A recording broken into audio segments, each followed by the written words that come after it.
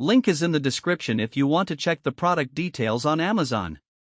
I'm not going to pretend this is the next big thing in office gadgets, but I also don't want you to spend a day wrestling with a stack of loose sheets because the folder you bought can't keep up. Today we're looking at the Yale 1501X automatic paper folder, and I'll walk through the moments that matter, how it fits into a typical workflow, what you'll actually gain in time or frustration, and whether the price point lines up with the value you'll see day after day. First, a quick reality check. An automatic folder lives in a sweet spot between a simple manual folder and a full-scale finishing line. If you've ever found yourself at a printer, pulling out 3 sheet sets, folding them by hand, and then trying to keep the folds uniform, you know the hidden cost of that effort. The hesitation most buyers feel is whether the machine will actually save time without adding a new layer of complexity.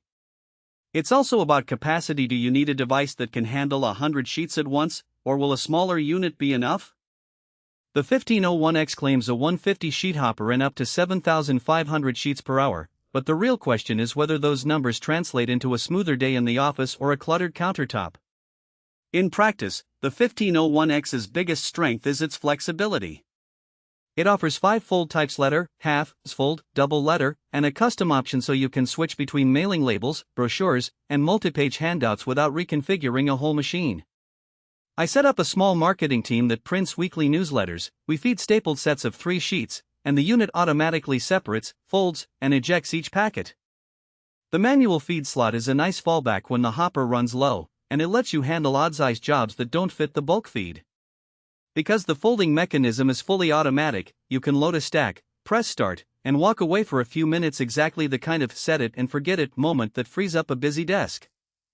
Users who need consistent folds for client-facing documents will notice the reduction in rework. A fold that's even on the first pass means fewer wasted sheets and a cleaner look, which adds up when you're printing hundreds of pieces each month.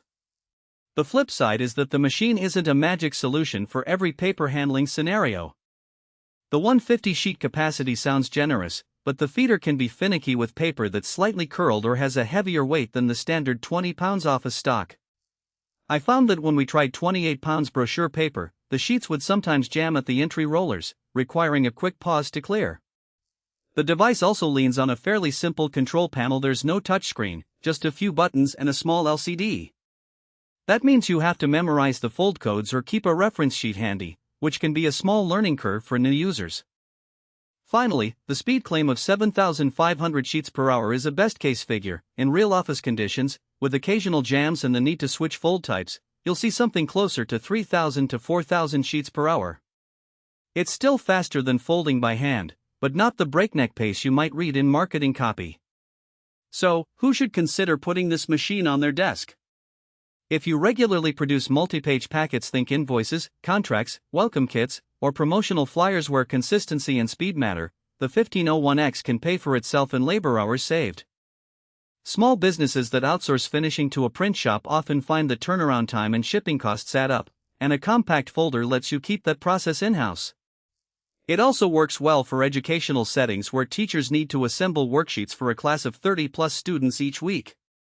On the other hand, if your volume is low, say, a handful of folded handouts per month, or you primarily work with single-sheet flyers, you'll likely spend more time maintaining the machine than you save. Likewise, anyone who needs to fold very thick cardstock, accordion folds, or specialty binding should look at a dedicated finishing system rather than this model. When it comes down to value, the price sits in the mid-range for office equipment that promises automation.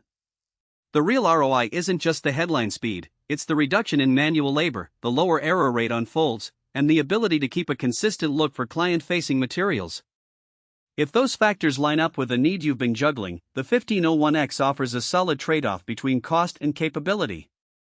If you're still on the fence because you fear a learning curve or occasional paper jams, remember that most issues resolve with a bit of practice and by staying within the recommended paper weights. The machine's manual feed option also gives you a safety net when the hopper can't handle a particular job.